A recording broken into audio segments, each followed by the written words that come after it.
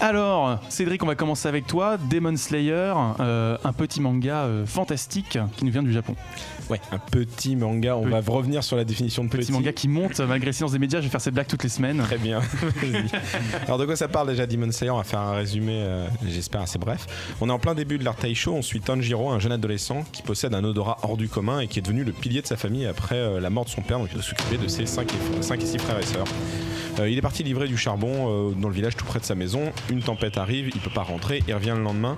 Patatras, sa famille a été tuée, il sent une odeur de sang très, très fraîche, et à part sa petite sœur là, juste après lui, Nezuko, toute sa famille a été tuée par des démons qui sont des créatures plus ou moins humaines qui mangeraient de la chair humaine pour survivre.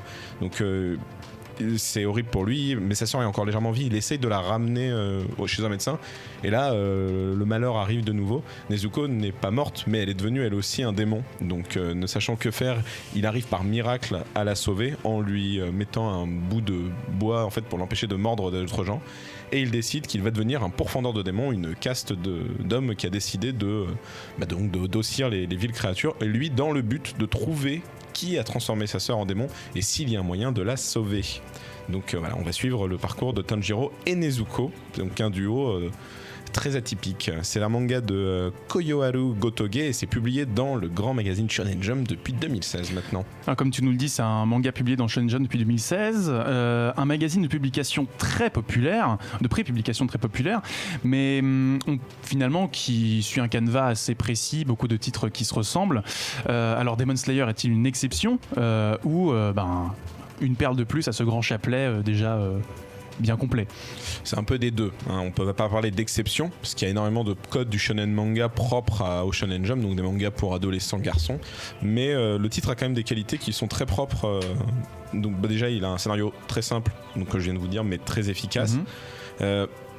On a souvent vu ce genre de postulat dans les shonen manga, mais là l'auteur amène une certaine sensibilité, voire une mélancolie dans l'œuvre. Par exemple, la force du héros en fait, qu'il va acquérir au fil de l'aventure ne lui sert pas à devenir le meilleur ou le plus fort, mais juste à protéger les faibles et trouver ce qui arrivait à sa sœur, donc dans un but de vengeance. Ce qui est quand même assez rare dans ce genre de shonen. Je vois surtout Full Metal Alchemist qui le mettait énormément en avant dans la quête principale du héros en tout cas. Ensuite, le duo formé par Tanjiro et Nezuko, super mignon, il est irrésistible. Les deux déjà sont très jolis visuellement, à chaque fois c'est très agréable de les regarder, mais les interactions entre les deux, Nezuko ne parle jamais et du coup tout se passe par son visage. Tanjiro lui est justement un grand frère très bien élevé, très poli, donc il y a une espèce de dualité très intéressante qui se joue sur ce duo. Et des effets comiques aussi peut-être. Ah bah il y en a plein. En plus de ça, donc le graphisme du titre qui est très particulier, là on voit la version animée, mais la version du manga fait vraiment penser à un mélange entre le style des années 90 qu'on pouvait trouver par exemple sur du Yu Yu Hakusho et un côté un peu estampe japonaise. Et donc ça donne un truc très étonnamment frais de nos jours, alors que c'est un style un peu rétro. Les combats sont très bien maîtrisés, c'est ce qu'on attend dans ce genre de titre. Là il y a une vraie bonne dynamique de cadrage, il y a une vraie tenue du trait dans ce genre de choses, et les attaques spéciales sont très intéressantes, elles sont représentées comme des estampes, donc on accroît encore plus le côté un peu on va dire rétro, le côté encore plus Air Taisho, Air Meiji dans lequel l'action se passe. Et les créateurs, enfin les réalisateurs du dessin animé ne se sont pas trompés, parce que les attaques spéciales dans le dessin animé sont faites avec un effet 3D pour donner cet effet justement estampe, avec en plus un effet de couleur assez particulier, ce qui donne vraiment quelque chose de très très fort quand on voit le dessin animé, mais le manga aussi. Bon, il y a un gros bémol, pour les premiers volumes, l'histoire va très vite. En gros, je pense que c'est dû au fait que l'auteur n'était pas sûr que sa série marche, donc dès le deuxième volume, le méchant final apparaît. On nous dit c'est lui, et il apparaît de façon très brute. C'est genre en 3 cases, on dit au fait le mec que tu cherches, il s'appelle comme ça, il est là, il ressemble à ça. Ah bon, d'accord. Et finalement après le manga reprend un rythme beaucoup plus lent, parce que je pense que le manga a eu assez de succès pour qu'on se dise tu peux continuer, faites durer l'œuvre et faites-vous plaisir. Mais donc des fois c'est mal géré, donc l'apparition de ce méchant final, mais ça peut être aussi bien fait. Il y a une scène d'entraînement de Tanjiro qui dure 2 ans et elle est faite sur 2 chapitres qui ressemblent d'un côté à une espèce de journal intime du héros, et de l'autre on a un montage comme on a dans les films hollywoodiens, entraînement, voilà ce que je vais subir pendant 2 ans par exemple. Et donc le titre a donc des qualités, d'excellents points pour lui quand on t'entend. Pourtant, c'est quand même une un manga qui a eu un faux départ. Chez nous, on peut le dire. Il revient un peu à la charge chez Panini. Il est sorti en 2017 chez nous sous le titre Les Rôdeurs de la Nuit, avec un échec quand même relatif. Qu'est-ce qui s'est passé en fait ? Pourquoi il nous revient maintenant ? Alors, c'est une histoire un peu spéciale. Je vais essayer de la faire vite, bien, et de ne pas omettre les principaux détails. Le titre, il sort chez nous en août 2017 chez Panini, donc sous le titre Les Rôdeurs de la Nuit, sans aucune publicité et avec un tout petit tirage, ce qui est assez aberrant pour ce genre de titre. Un titre Shonen Jump, normalement, on essaye de le mettre en avant. On met en avant le label Shonen Jump comme on mettrait en avant un label Marvel. Là, c'est pas mis en avant du tout. Le titre, personne ne savait qu'il sortait. Moi, personnellement, je l'ai découvert par hasard dans la librairie où je vais habituellement. On m'a dit, ah bah, c'est sorti. Bon bah voilà, ça existe, prends-le ou prends-le pas. Au bout de 6 mois, le titre il est stoppé brutalement après 3 volumes parce que faute de bonne vente. C'est un cas qui arrivait très très souvent chez Panini. Les lecteurs Panini sont habitués. Si une série ne marche pas, elle est stoppée en plein milieu. Panini Manga, je précise, vraiment Panini Manga.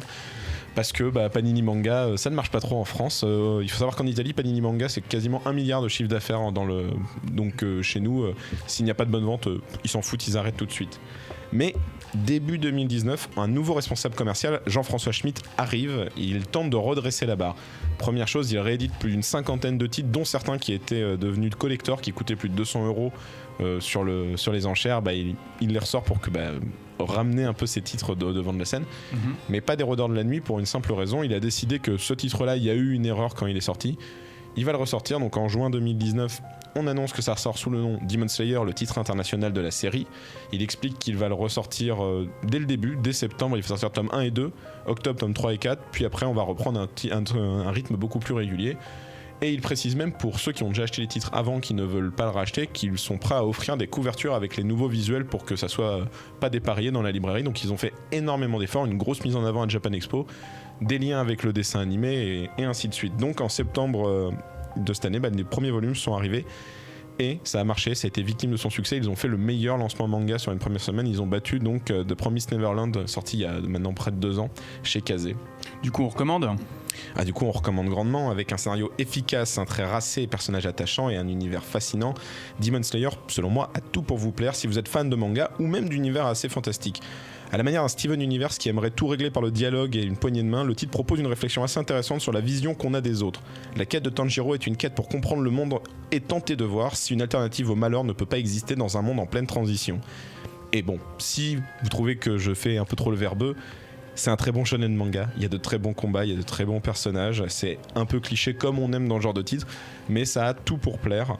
N'hésitez pas à acheter ce titre qui est littéralement revenu entre les morts grâce aux efforts de Panini pour proposer une édition à la hauteur de ce titre. Merci pour cette critique, tu as bien fait de le rappeler, c'est chez Panini Manga. Demon Slayer autour du plateau, est-ce que vous y êtes un petit peu frotté, essayé, est-ce que ça vous intéresse, est-ce que ça vous intrigue, Océane ? Ça m'intrigue, mais je connaissais pas du tout avant la critique de Cédric. Donc je crois qu'on est les deux seuls à s'y être frotté. Arnaud, peut-être ? J'ai reçu le premier tome du coup à la rédaction, j'ai pas encore pu m'y plonger, mais j'étais au courant de ce lancement et de cette réédition justement de Panini suite au premier lancement qui n'avait pas marché. Donc si tu me dis que c'est bien, que c'est un bon shonen, je pense que je vais aller jeter un coup d'œil à ce premier tome déjà. Aurélien ? Pas du tout, surtout n'habitant pas en France, je suis pas du tout l'actualité manga française. Par contre, le fait d'avoir des couvertures pour cacher les anciennes couvertures, je trouve ça très très satisfaisant. c'est plutôt sympa. C'est comme tu le dis, il suffit d'aller chez son libraire et puis on peut les changer. Mais même vous pouvez les demander via Panini. En fait, si vous avez un souci, vous pouvez demander via les réseaux sociaux. Je connais un auditeur de Mangakas qui m'a dit qu'il l'a reçu avec même une petite lettre disant merci à vous d'avoir soutenu le titre dès les débuts. Nous sommes désolés de ce couac éditorial et nous espérons que vous serez avec nous pour la suite. Alors. Moi j'ai découvert la série avec l'animé sur Netflix du coup. Non, c'est pas sur Netflix. Non, si. Sur Wakanim. Non, sur Wakanim, pardon, sur Wakanim. Bon, merci pour la correction. Mais je trouvais que justement il y avait peut-être, tu disais qu'il y avait beaucoup de rythme dans le manga, mais dans l'animé les ellipses sont peut-être un peu trop forcées par moment. Est-ce que dans le manga c'est un peu mieux géré ? Comme je te disais, le début en fait c'est vraiment on va à 200 à l'heure. Ouais. Je trouve que la partie entraînement est vraiment bien gérée. Parce que l'animé ça va vraiment à toute vitesse. Ouais. J'ai pas regardé assez l'animé, je t'avoue, j'ai regardé les 2 premiers épisodes pour me faire une idée graphiquement, mais moi je suis plus manga de base, je savais que le manga ressortait donc j'attendais de voir l'œuvre originale. C'est toujours compliqué quand on adapte un manga en animé parce qu'il y a un gros comité de prod derrière, il faut voir combien d'épisodes on va faire, qu'est-ce qu'on va adapter comme arc. On sait déjà qu'un arc mineur va être mineur. plus court va être adapté au cinéma. Donc avant une deuxième saison, il va y avoir un film qui est canon, parce qu'il rentre clairement dans le... C'est pas comme les films animés d'habitude où on fait une œuvre, tout finit bien à la fin. Là, non, c'est vraiment un des arcs du manga adapté directement en animé.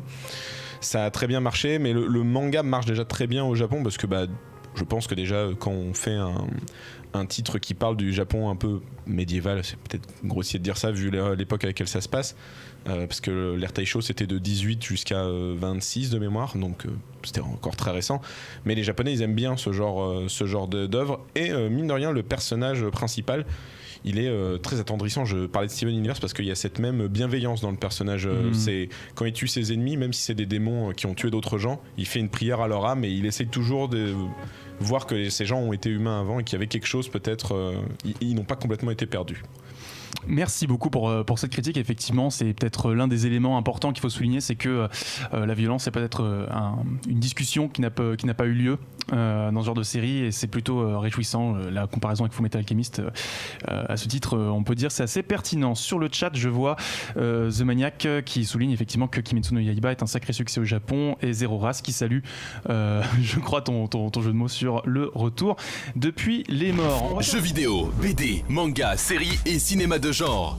L'actu Pop & Geek, c'est dans Hyperlink, votre cocktail de bulles et de pixels, avec Karel et son équipe, tous les dimanches à 17h en direct sur VL.